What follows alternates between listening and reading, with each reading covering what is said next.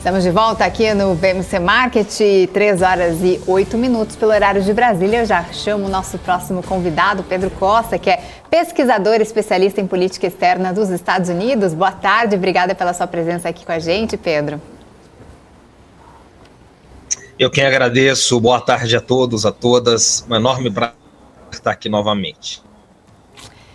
Bom, eu queria começar falando sobre a reunião do G7 que terminou hoje, né? E no último dia de reunião, eles pediram ali aos países e empresas com grandes reservas de alimentos que ajudem a aliviar a escassez de produtos sem distorcer os mercados. Eles também concordaram em trabalhar juntos para limitar o preço do petróleo russo, com o objetivo de impactar uma importante fonte de receita de Moscou. Qual que é a avaliação sobre o grupo G7 e essa reunião dessa semana? O que podemos tirar ali em relação aos conteúdos dessas reuniões, essas solicitações que eles vêm fazendo aí a todos os países? Bom, essa reunião do G7, de maneira geral, qual que é o fulcro dessa reunião? O fulcro da reunião do G7 é a contenção da China. Né? Quer dizer, a pauta passa pelo cercamento da Rússia, pelas questões da guerra, mas trata-se, desde da última reunião do G7, e essa intensifica essa questão, um cerceamento da China que encontra um certo bloqueio dos aliados norte-americanos, sobretudo europeus. Né? A Alemanha resiste bastante, a França também, porque se tornaram países muito dependentes economicamente da China. Então, de certa maneira, é disso que se trata. Né? Então, nós tivemos movimentos muito importantes nas relações internacionais de 2-3 semanas para cá, que vão corroborando tudo isso. Né? E tem mais alguns apontando ainda essa semana. Né? Então, desde, digamos assim, o esvaziamento da cúpula das Américas, né? Isso mostra uma crise de lideranças muito forte no Ocidente. Né? Nós tivemos a ausência de 12 países, dentre eles o México, que é um dos maiores países da América Latina, né? Junto com o Brasil maior, e quer dizer, uma cúpula que foi notada mais pelas ausências do que pelas presenças. E na outra semana, a Rússia, que sempre tida como isolada, do lado aqui, digamos, ocidental, atlanticista, realizou o Fórum Econômico de São Petersburgo, que é o fórum econômico mais importante que acontece anualmente na Rússia, onde o Putin fala, né? Uma declaração do Putin. Né? Nesse fórum, o Putin conseguiu reunir 90 países. Né? O Putin que está isolado para o mundo. Ele reuniu 90 países. Isso é muito importante, porque o Biden, naquilo que em uma das suas declarações lá atrás, ele foi dizer que a vida inteira ele aprendeu, verdade, que a América Latina é um quintal dos Estados Unidos. Aquilo não era mais verdade, porque, na verdade, a América Latina é um pátio dos Estados Unidos. Foi uma das gafes do Biden. Ele não consegue reunir o seu próprio gramado, o seu próprio pátio, ou o seu próprio quintal, como queira. E o Putin, situação de guerra, né, onde se vende, aqui, digamos, na mídia mais atlanticista, mais ocidental, que o Biden está completamente isolado, o Putin dá um grito e reúne 90 países. Então, isso é um dado. E quem estava lá, no Fórum de São Petersburgo, Xi Jinping foi virtualmente, né? E a Índia representada. Ou seja, se você está junto com a China e se você está junto com a Índia, é impossível você estar isolado. Você tem 40% do mundo junto com você, do mercado consumidor do mundo, né, para se investir. Né? Um dado muito importante, né, que foi, digamos, celebrado ali naquele momento, né, do lado russo e chinês, né, dessa parceria estratégica, é que a Rússia hoje ela já é o maior vendedor de petróleo para os chineses. Ela passou a Arábia Saudita. Então são movimentos da geopolítica e da geoeconomia muito fortes que estão acontecendo e que não têm grande repercussão aqui nas discussões ocidentais, né, do sul global, enfim, mais atlanticistas. Por outro lado, né, em seguida a isso, nós tivemos o quê? Tivemos tudo isso antecedendo o G7, né, que é onde eu quero chegar. Nós tivemos a reunião dos BRICS, né, um grupo que sofreu muito nos últimos anos, mas está firme. tem um presidente brasileiro no Banco de Desenvolvimento, que fica em Xangai, né? O Marcos Troirro, né? Teve um primeiro vice-presidente brasileiro, já lá atrás. O primeiro presidente foi indiano, nessa gestão o vice-presidente era brasileiro, Paulo Nogueira Batista Júnior, filho do diplomata Paulo Nogueira Batista. Agora o Marcos Troirro foi diplomata de carreira, depois foi para o mercado privado, hoje é o presidente do Banco de Desenvolvimento, vai ser presidente até 2025. Então nós estamos numa presidência brasileira, e o banco vai se expandindo, ele tem um aporte de 170 bilhões em investimento, 170 bilhões de dólares, né? Então ele atrai investimentos do mundo inteiro, inclusive faz investimentos no Brasil, em parcerias públicas e privadas, né? E a reunião foi muito interessante também, foi em Pequim, né, sob a liderança chinesa, foi virtual, mas aconteceu a partir de Pequim. Os 5 países que participaram de lá, né, quer dizer, Brasil, Rússia, Índia, China e África do Sul, fizeram discursos diferentes, porém complementares, e o fulcro desse discurso, digamos, era o G7. Né? Quer dizer, dizendo que a ordem mundial que foi estabelecida pelo G7, ela não serve mais. Que as grandes instituições mundiais, né, a própria ONU, a OTAN, né, o FMI, o Banco Mundial, eles estão desmoronando diante dos nossos olhos.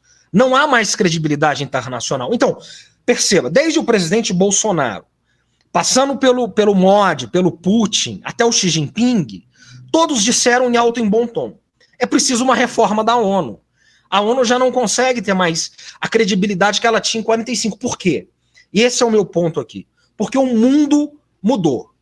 Né? Enquanto o G7 está vivendo com um mundo lá de 45, ou no mínimo dos anos 90, né, os euroasiáticos, eles estão em outro mundo. E o que eles estão discutindo? Né? O que foi discutido na reunião dos BRICS? Foi discutido um G7 alternativo, um E7, quer dizer, os emergentes alternativos. Então, isso aqui que eu estou falando, né, é algo que é raríssimo discutido aqui, mas que interessa a todos os investidores globais do mundo. Nós estamos falando de 7 economias emergentes que hoje crescem mais no seu conjunto de PIBs do que as 7 economias ditas mais prósperas, que são as economias que estavam reunidas no G7. Ou seja, para fechar essa primeira parte, quem estava no G7? Quem estava no G7 é Estados Unidos, Canadá, Japão, França, Alemanha, Itália e Inglaterra. Essas 7 economias juntas, elas têm um PIB acumulado, elas vão crescer esse ano cerca de 42 bilhões de dólares. O que o BRICS estava discutindo é um novo G7, é um E7, que é diferente do G20. Porque o problema das organizações é que se você junta muita gente, como o G20, você tem pouco poder de decisão. Porque aí é muita gente votando, cada um quer ir para um lado, são muitos interesses conjuntos. Um E7, ele funciona diferentemente, ele tem coordenação, ele tem sentido, ele tem direção. É mais fácil direcionar os investimentos, direcionar a sua direção, né? Enfim, direcionar o seu destino. Quem é esse E7? Esse E7 são os 4 BRIC originais, como pensou o Jim O'Neill, lá quando ele era funcionário do Goldman Sachs, né? Ou seja, Brasil, Rússia, Índia e China, além desses 4 países, mais 2 asiáticos, ou euroasiáticos, que seria a Turquia e a Indonésia. A Turquia, que seria um país completamente geoestratégico, porque ela é historicamente a cortina que separa o Ocidente do Oriente. Ela está na OTAN, mas ela não está na União Europeia. Né? Ela tem um mercado consumidor muito forte. Vamos pensar que ali é a antiga Constantinopla, que hoje é Istambul. Então, é uma cidade comercial muito forte. O Erdogan se caracteriza como um líder geopolítico já experiente, muito respeitado no mundo, com trânsito no Ocidente e no Oriente. O outro país seria a Indonésia, que é um mercado de 280 milhões de pessoas.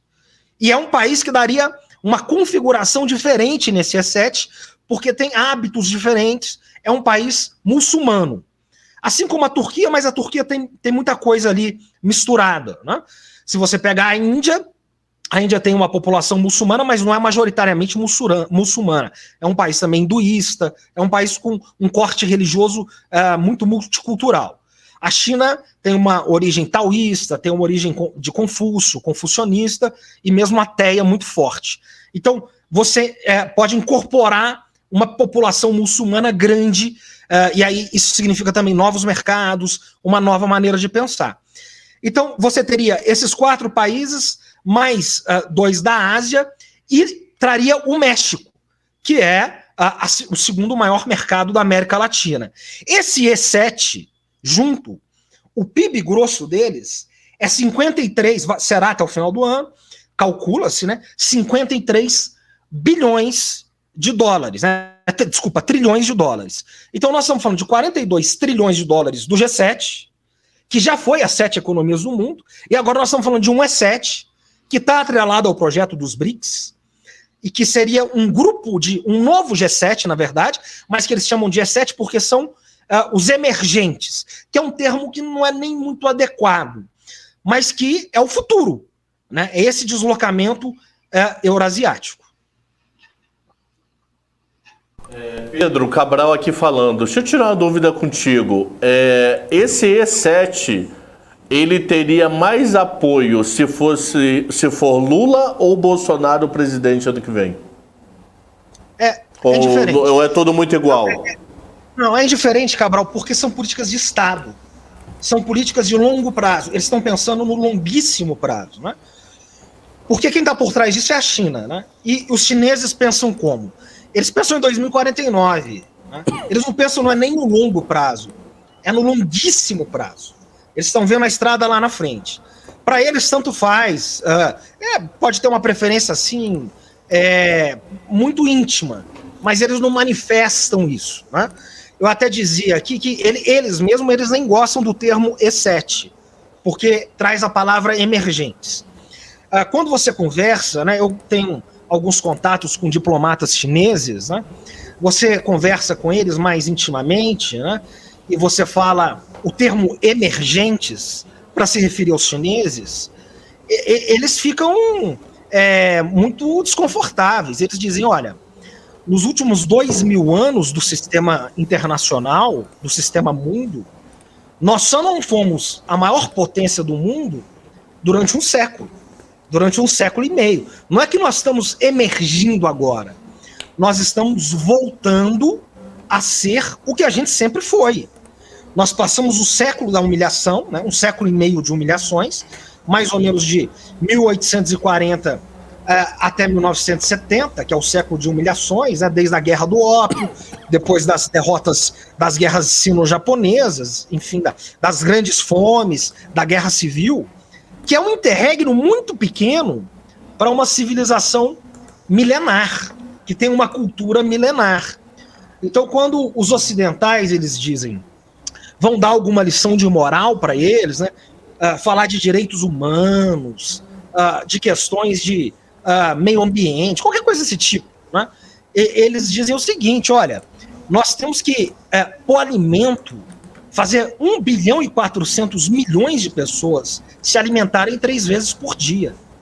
E o grande feito dos chineses foi que nos últimos 40 anos, eles tiraram 850 milhões de pessoas da pobreza. Né? E são dados da ONU. 840 milhões de pessoas da pobreza. Então, essas organizações que eles pensam no longo prazo são relações de Estado a Estado. Uma diferença da política externa chinesa para políticas externas ocidentais, sobretudo norte-americana, é que eles não intervêm, eles não costumam intervir, historicamente, em assuntos internos de outros países. Então eles podem até ter suas preferências lá no Politburo, né, na alta cúpula do Partido Comunista Chinês. Mas eles não vão usar isso para interferir em eleições em outros países. Isso para eles é um anátema. Né? Eles não querem isso. O negócio deles, eles negociam com todo mundo. Eles negociam com o Talibã e eles negociam com democratas nos Estados Unidos. Eles negociam com republicanos e eles negociam com ditaduras. Eles não estão nem aí. O negócio deles é fazer negócio, é não interferir nos assuntos internos e é expandir. Eles acreditam no win-win, no ganha-ganha. E é assim que eles traçam os rumos deles. Fechou.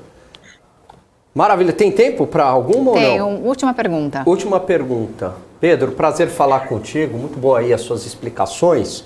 Meu caro, eu vi que desde o início da guerra eu sou um grande crítico em relação à política da OTAN, em relação à Rússia em ter instigado esse conflito, não ter feito nada para evitar. Isso acabou fortalecendo a Rússia, uma união entre Rússia e China. E agora parece que eles querem... a escalada da irracionalidade é maior. Eles querem agora algo com a China, né? Como é que você está vendo isso daí? A OTAN e o G7 também, que você citou, tem acertado nessa política externa ou tem dado um tiro no pé? Olha, Gani, eu acho que essa é a grande questão, né? Me parece, né, que os anos 90, eles foram os anos de um triunfalismo magistral para os Estados Unidos e para o Ocidente. Quer dizer, foi o ano do fim da história do Fukuyama, né? E eles não entenderam que o mundo mudou ainda. Perfeito. Eles estão vivendo com essa mentalidade. É isso. Eles estão vivendo com essa mentalidade. E, de fato, ainda na primeira década dos anos 2000, a Rússia estava se reconstruindo. Quer dizer, o Putin vence em 2000 e ele estava reconstruindo a Rússia ainda. Teve o período Medvedev, que, na verdade, ele estava conduzindo como primeiro-ministro. O Medvedev hoje é subsecretário de segurança. E depois a China... continuando ainda. E os Estados Unidos, eles fizeram uma aposta muito errada, né? Eles apostavam em dois caminhos para a China. O primeiro deles é que, se a China continuasse crescendo, ela seria um parceiro comercial e o crescimento econômico naturalmente levaria a China a uma democracia. Ou seja, as pressões, como foi na Praça Celestial em 89, as pressões democráticas surgiriam naturalmente, derrubariam o Partido Comunista Chinês e a China ia ser uma democracia e uma grande aliada do Ocidente. Isso não aconteceu e não há nenhuma perspectiva de que vai acontecer, né? Uma segunda hipótese é que haveria uma desaceleração do crescimento chinês, que também foi uma hipótese errada. E agora, com essa mentalidade, né, o que eles estão fazendo com as sanções russas, né, e o reafirmamento da Rússia no jogo do poder das relações internacionais, eles estão fazendo aquilo que os seus principais teóricos sempre temeram com mais ardor, que é uma aliança sino-russa. Né? Se você pegar lá desde o começo do século XX, desde a virada, desde os anos 1900, né, o Spikeman, o Spencer, depois até os mais recentes, né, o Kissinger, o Mearsheimer, todos eles temeram essa aliança. E o que está acontecendo nesse momento é que essas políticas, digamos, essa miopia do G7, né, liderado pelos Estados Unidos, e da expansão do atlanticismo, da OTAN, ela exatamente está fazendo isso. Ela está levando a essa aliança, que é uma aliança, nas palavras russas e chinesas, uma aliança sem limites, uma amizade sem limites, uma parceria sem limites, que é econômica, que é política, que é militar e que é estratégica. E agora o jogo está virando. Quer dizer, é um ponto que já não são mais eles que ameaçam a Eurásia. É a Eurásia que está se tornando uma ameaça para eles. É a Eurásia que está cercando eles. Se você pegar os principais parceiros comerciais dos principais países no quintal aqui, digamos, deles, já é a China. A China já é o maior parceiro comercial do Brasil, da Colômbia, da Argentina, do Chile. Então, não são mais eles que estão cercando a Ásia. Agora, é a Ásia, ou a grande liderança asiática, que está cercando a América Latina, né? O tabuleiro virou. E eles não estão conseguindo mais responder isso. Estão ainda na década de 90, né, Pedro? Com a cabeça na década de 90 ainda, né? E o mundo mudou. É isso. E quem não conseguir ver isso rápido vai ficar para trás. Em todos os setores, investimento, tecnologia, tudo. A coisa mudou e mudou rápido. Muito bom. Tá certo. Quero agradecer então a participação do Pedro Costa, que é pesquisador e especialista em política externa dos Estados Unidos. Obrigada pela participação mais uma vez aqui na nossa programação, Pedro. Sempre um prazer, obrigado, até a próxima.